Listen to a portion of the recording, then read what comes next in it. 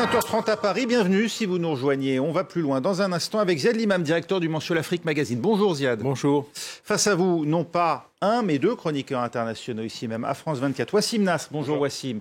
Et Philippe Turle, bonjour Philippe. Bonjour. Au sommaire ce soir, près de 130 puits menant à des tunnels du Hamas détruits par l'armée israélienne depuis le début de son offensive terrestre. Tsahal assure resserrer son emprise sur la ville de Gaza, provoquant au passage un nouvel exode massif de civils du nord vers le sud de l'enclave palestinienne. Et puis, iront-ils en cortège distinct, voire même sur des parcours différents? La question est posée à 4 jours de la marche annoncée ici à Paris pour condamner l'antisémitisme.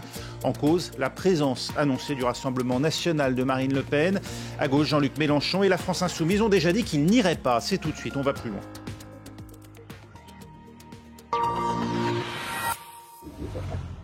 L'offensive terrestre se poursuit donc, malgré les appels de plus en plus nombreux à un cessez-le-feu. Pas question pour Israël, semble-t-il, de desserrer son emprise, ce sont ces termes, autour de la ville de Gaza, la zone la plus densément peuplée de l'enclave palestinienne, là aussi où se situe le centre névralgique du Hamas, si l'on en croit l'armée israélienne, s'y trouve, assure-t-elle, la plus grande base terroriste jamais construite. Écoutez le ministre israélien de la Défense. Gaza est la plus grande base terroriste jamais construite par l'homme. Cette ville entière est une grande base terroriste. Il y a des kilomètres de tunnels souterrains. Ils sont reliés aux hôpitaux, aux écoles. Ils sont reliés les uns aux autres. Ils disposent de salles de communication, de dépôts de munitions et d'endroits où dormir afin de servir de base terroriste à partir de laquelle les citoyens de l'État d'Israël et les soldats de Tsahal peuvent être blessés. Nous sommes en train de démanteler cela. Nous avançons et nos forces du Nord et du Sud avancent au cœur de la ville de Gaza. Ils opèrent au combat dans la zone urbaine.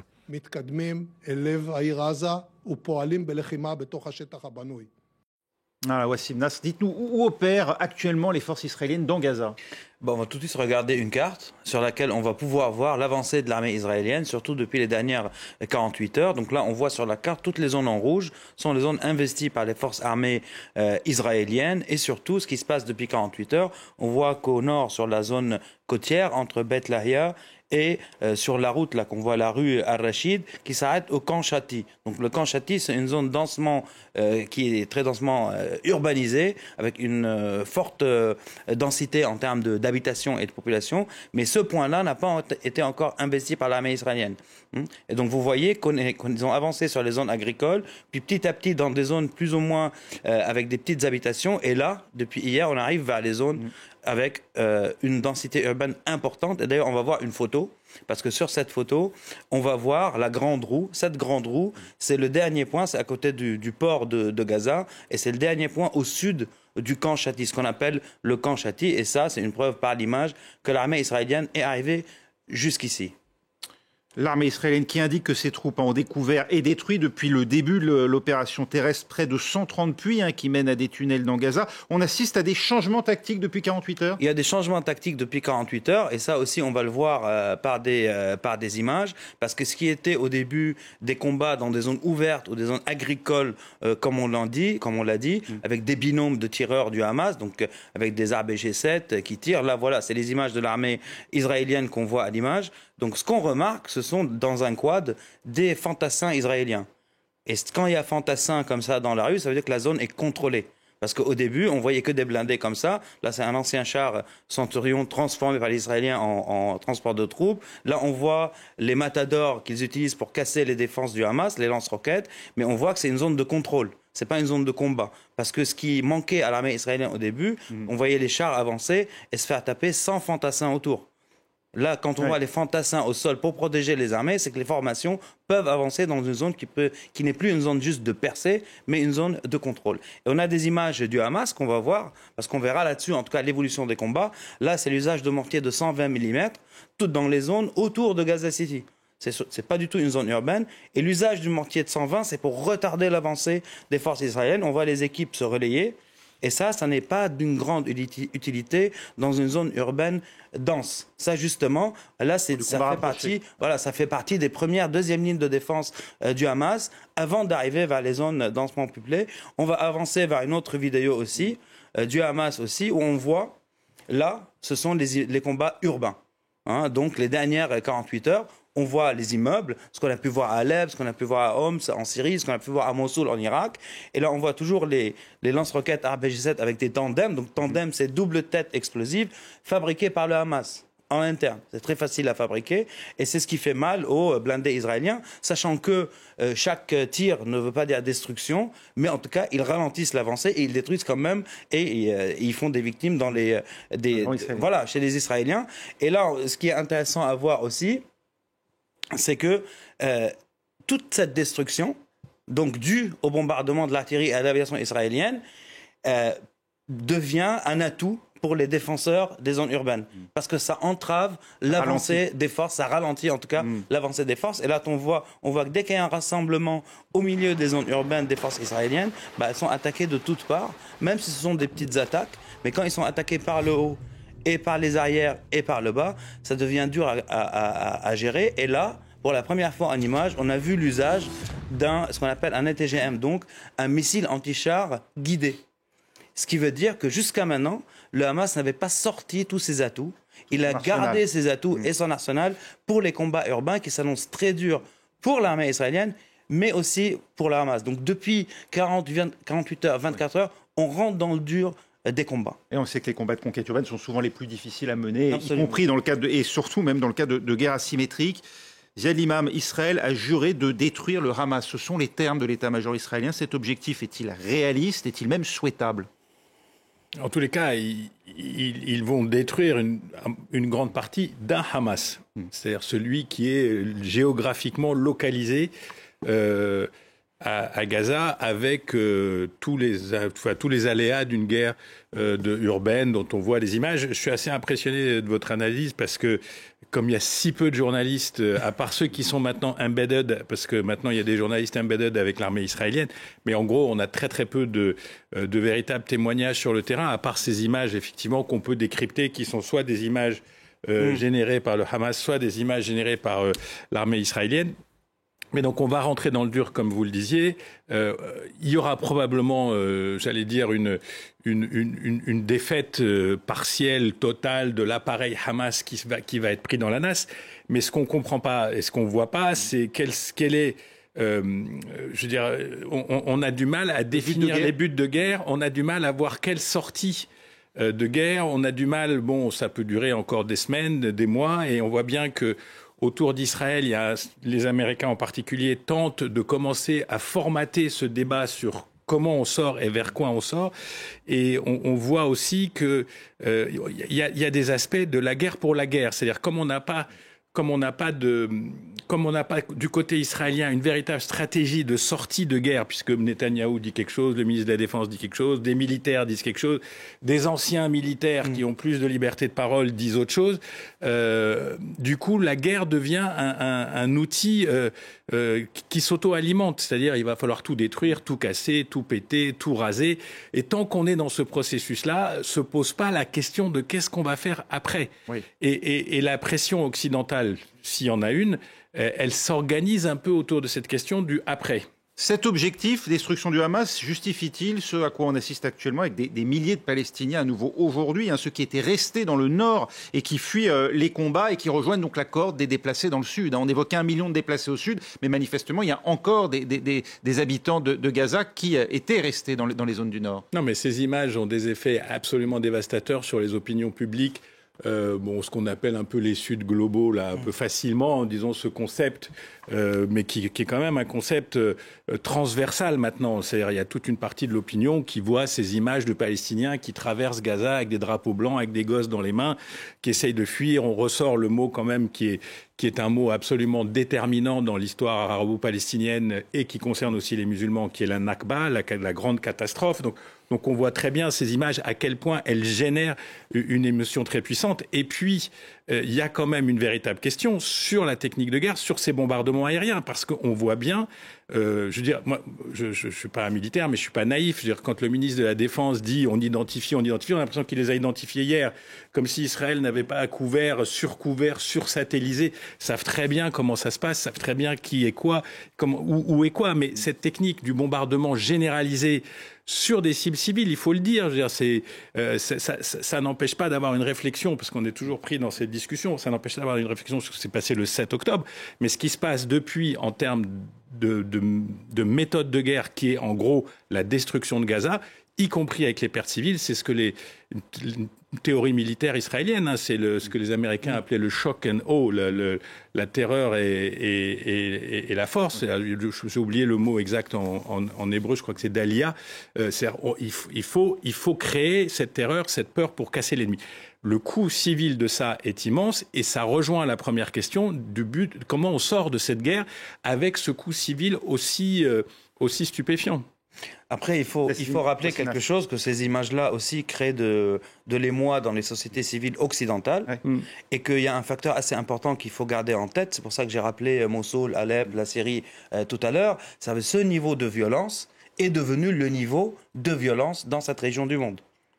Ça veut dire Mossoul a été rasé, Alep a été rasé, Raqqa a été rasé, et tout le monde y a participé, j'ai envie de dire. Donc ça, il faut le garder en tête, parce que un tel niveau de violence, c'est devenu le niveau, entre guillemets, acceptable. Oui, on a l'impression de revoir les images de Homs, par exemple. Exactement. Après, au-delà de ça, ça crée de l'émoi dans les opinions publiques occidentales. Donc, il y a un laps de temps. Pendant ce laps de temps, combien de temps la société civile israélienne et le gouvernement israélien vont pouvoir continuer comme ça, c'est-à-dire avec des pertes humaines, parce que là, on parle de destruction au-dessus. Mais les tunnels, ils sont toujours fonctionnels. Et le Hamas est terré dans les tunnels. Donc, combien de temps ça va durer? Combien de pertes dans les rangs israéliens? Et combien de temps les sociétés occidentales et donc leur gouvernement vont accepter ce niveau de violence? Mais sur un plan stratégique, c'est une discussion vraiment intéressante. C'est-à-dire que ce chapitre tragique, ça a ouvert une discussion stratégique en Israël. Parce qu'on pensait quand même en Israël, enfin toute la stratégie militaire depuis un certain temps était construite sur l'idée que le péril palestinien était neutralisé, soit diplomatiquement, soit par la technologie, on les contrôle, etc. Et la machine s'était réorientée vers le péril lointain, c'est-à-dire l'Iran, le défi nucléaire. Et donc, on a effectivement une surreprésentation en Israël de la force aérienne, parce qu'elle est projetable, parce qu'elle peut aller loin, parce qu'elle peut... Mais on a une fragilité maintenant terrestre. Et la situation en Israël est pas si simple. Le nord d'Israël... Beaucoup de gens ont quitté le nord d'Israël, des villes ont été vidées pratiquement de leur population. La situation en Cisjordanie est explosive, donc ça veut dire que cette région-là peut aussi être fragilisée. Le sud d'Israël aussi est en partie vidé de ses habitants qui vivent dans des hôtels, etc. Et donc je pense que ça va déclencher malgré tout au sein des élites politico-militaires à moyen terme une vraie réflexion sur quel est l'enjeu stratégique pour nous? Est-ce qu'on peut finalement contourner aussi facilement qu'on le pensait la question palestinienne, qui revient encore une fois comme l'élément central de toute discussion de paix dans cette région. Et y compris dans les discours des officiels israéliens, puisque se pose depuis quelques jours maintenant la question de l'après à Gaza. Après que Benyamin Netanyahou a fait ressurgir le spectre d'une occupation israélienne de l'enclave, les ministres de la Défense puis des Affaires étrangères ont semblé écarter cette possibilité, rejetée aussi d'ailleurs par le secrétaire d'État américain Anthony Blinken depuis Tokyo, où se déroule le G7. Quelle est la probabilité, Wassim Nasr, d'une force d'interposition régionale, qu'une telle force voit le jour à Gaza, comme certains l'évoquent aujourd'hui? Je pense franchement que c'est pour le moment très peu probable, et surtout qu'on est dans une période, le 3 octobre, le ministre de la Défense français était à Beyrouth pour commémorer les 40 ans des attentats du Drakkar, où des militaires français ont été tués le même jour 1983, avec plus de 200 marines américains, alors que Américains, Français et Italiens à l'époque, en 1983, faisaient le boulot d'une force d'interposition après l'invasion du Liban en 1982. Donc aujourd'hui, quelle puissance occidentale voudrait mettre ses soldats dans le bourbier de Gaza, encore moins quelle force arabe? Et est-ce que l'autorité palestinienne est en capacité aussi de gouverner à Gaza, sachant que le Hamas l'a chassé de Gaza il y a plusieurs années et lui fait des coups même en Cisjordanie à l'heure où on parle.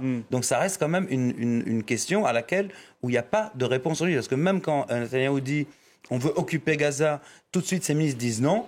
Et même s'ils veulent pouvoir agir à Gaza, donc pour faire des raids ou des opérations ponctuelles, qui va gouverner ? Qui va administrer cette zone avec plus de 2 millions... Dans l'intérêt des habitants et pas seulement de la sécurité des Israéliens. Des aussi, parce que ni les Égyptiens voudraient le faire, ni les Jordaniens voudraient le faire, ni les Saoudiens, et je pense qu'encore moins les Européens ou les Américains.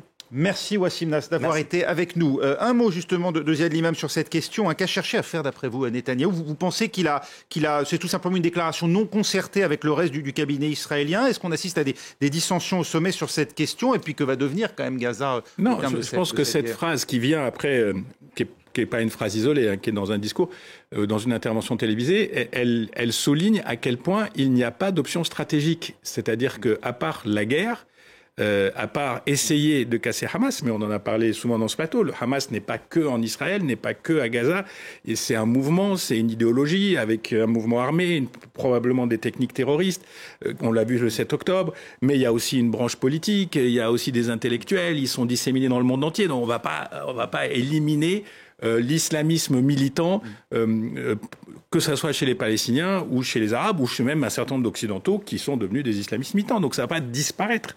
Donc on n'a pas d'option stratégique de sortie de crise, d'où cette espèce de position de force qui est en fait un constat d'impuissance. Et on va réoccuper Gaza, la sécurité, on va la gérer.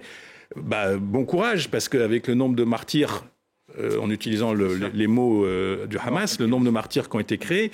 Et la deuxième chose, c'est qu'on voit bien à partir de quand les Américains sont embarrassés vraiment. Et ce genre de phrase, c'est ce qui embarrasse les Américains vraiment. Donc ils ont été obligés de corriger en disant non, le Gaza devra être palestinienne.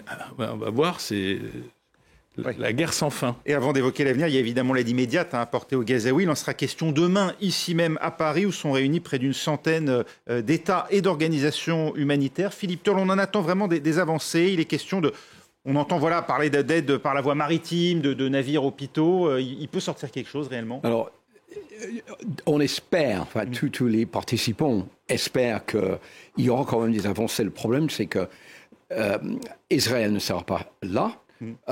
Et donc, c'est le grand absent, mais c'est compliqué aussi qu'Israël soit présent dans cette conférence. Benjamin Netanyahu a été mis au courant, il sera mis au courant à la fin de la conférence aux les avancées qui ont été acceptées entre les différents participants. Donc, le problème, c'est qu'il vient de, encore une fois, annoncer qu'il n'y aura pas de trêve. Il n'y aura pas de cessez-le-feu. Donc, même s'il y a des avancées, des propositions d'aide, des propositions d'envoyer des médicaments, de la nourriture, tout ce qu'il faut de l'eau pour aider les Palestiniens, on ne parle même pas du fuel qui est interdit.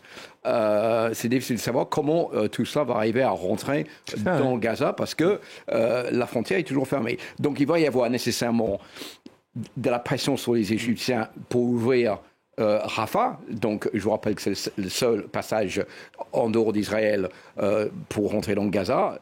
Mais pour le moment, c'est pas sûr que non plus cette frontière soit ouverte parce que ce que l'Égypte veut éviter, on vient de l'évoquer, c'est un deuxième Nakba où tous les Palestiniens qui sont dans Gaza soient mis à la porte en disant vous revenez plus tard une fois qu'on s'est débarrassé de Hamas.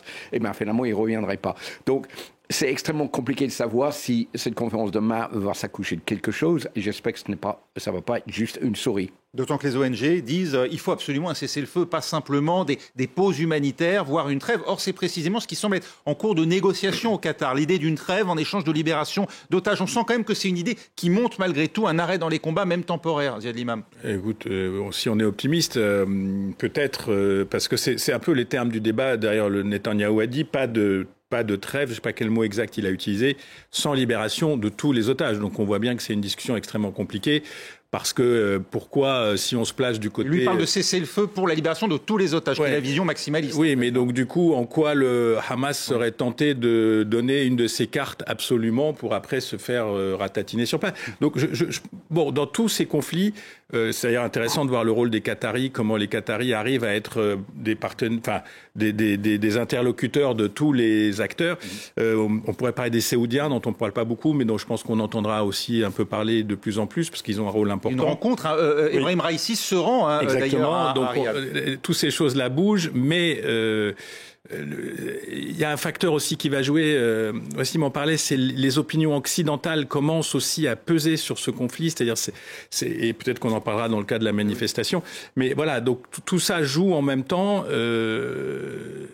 La guerre, c'est aussi la loi du terrain, c'est-à-dire que si on a un Hamas qui est durablement, rapidement fragilisé, si les Israéliens arrivent à trouver des otages dans les tunnels, s'ils arrivent à les sortir et à les exfiltrer. Voilà, la guerre, c'est aussi ce qui se passe au sol. C'est pas que nos analyses. Mais ça va déterminer effectivement, et aussi la perception qu'en ont bien sûr les opinions publiques occidentales, mais pas que. On voit que même aux États-Unis, ça crée énormément de remous et en particulier dans le Parti démocrate.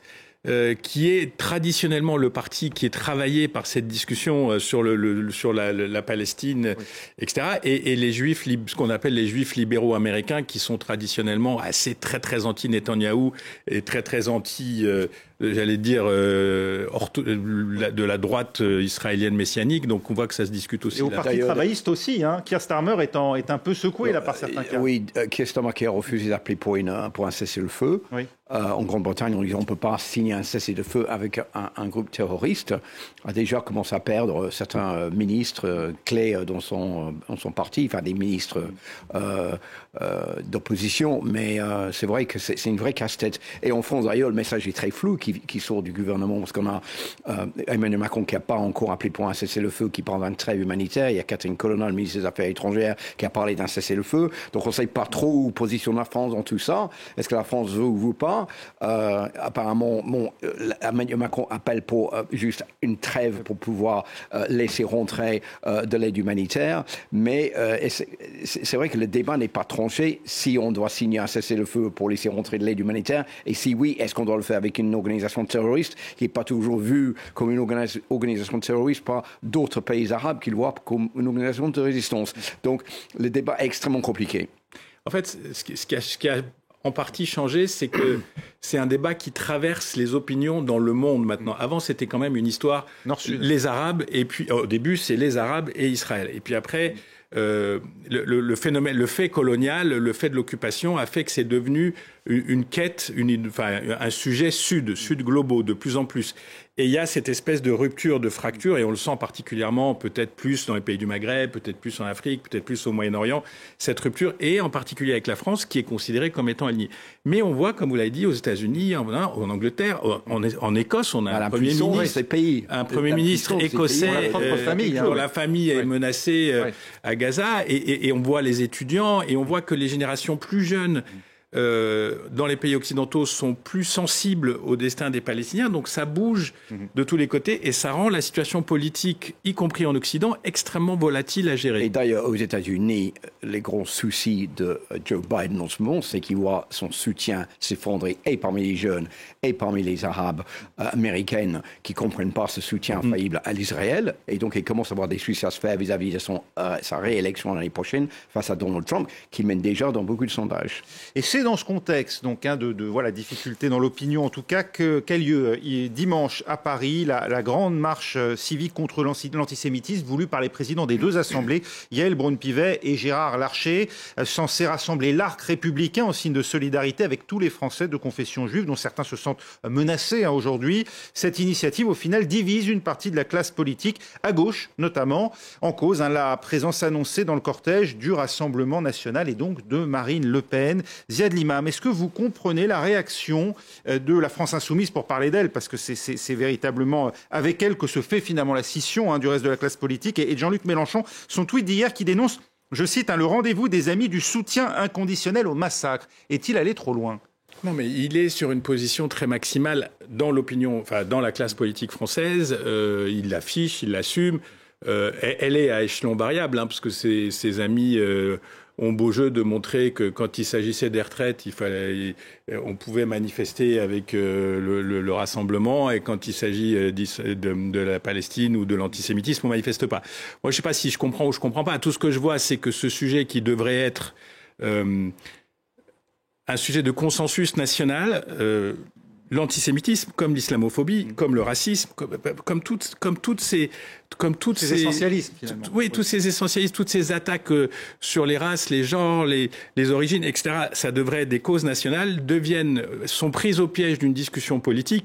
Parce que franchement, excusez-moi, Reconquête et le Rassemblement national, dont l'histoire, malgré tout, quand même, je veux bien que ça ait beaucoup évolué depuis quelques années, mais il y a quand même une hypocrisie fondamentale. Je veux dire, le Rassemblement national est un parti d'origine dont les racines sont clairement antisémites. Il vient d'une longue tradition française. Collaborationniste. Il y a aussi un point qui est un petit peu petit peu agaçant, c'est que d'un seul coup, les antisémites, c'est les autres, là. C'est les gars dans les banlieues, c'est les Arabes, c'est les machins, ça. Mais la réalité, c'est que l'antisémitisme français, il est inscrit, il est ancien. Et je veux pas vous rappeler les grandes figures antisémites au sens figuré de la Seconde Guerre mondiale. Donc tout ça est un peu compliqué, ce qui fait que le débat est compliqué. Et je pense que cette classe politique manque franchement, manque de cran, d'être au niveau de l'histoire pour ne pas rentrer dans ces discussions. Et l'autre chose qui me frappe aussi, très très rapidement, c'est qu'on aurait pu ouvrir un peu on aurait pu ouvrir un peu le cadre et aller vers une manifestation de paix, dans lequel on pouvait parler d'antisémitisme, dans lequel on pouvait parler de paix, dans lequel on aurait pu aussi rallier peut-être des mouvements civils de jeunesse palestinienne, que ça. On aurait pu essayer de faire quelque chose d'un peu œcuménique. Ouais, un peu plus global. C'est pas Je suis Charlie, finalement? Non, et je comprends la position de la France insoumise, mais je l'accepte pas, parce que je suis complètement d'accord avec Ziad. Je pense que ça doit être un rendez-vous pour tout le monde pour dire non à l'antisémitisme pour deux raisons. D'abord parce que les Juifs de France se trouvent dans une position de plus en plus fragile. Il y avait un article très intéressant dans le journal français Le Monde hier qui raconte comment les Juifs pensent maintenant qu'ils sont en insécurité en France et en plus ils ne peuvent plus aller en Israël parce que là-bas ils se sont en insécurité aussi et donc sont dans une position de plus en plus vulnérable. Et le spectacle de ces politiques, la France insoumise qui ne veut pas que ce soit le Rassemblement national qui participe à ce grand rassemblement ce week-end, on voit une image mais pitoyable de la France à l'étranger. Vous imaginez, les gens, ils sont même pas d'accord contre l'antisémitisme en France, mais qu'est-ce que c'est que cette histoire? Donc on devrait se dire, très bien, vous avez une histoire antisémite. Jean-Marie Le Pen, le père de Marine Le Pen, a été condamné 5 fois pour antisémitisme. Elle a essayé de faire table rase, de nettoyer son parti. Bon, je ne sais pas si elle a fait complètement ou pas, ça se discute, mais elle veut participer à ce rallye. Elle a le droit d'y aller.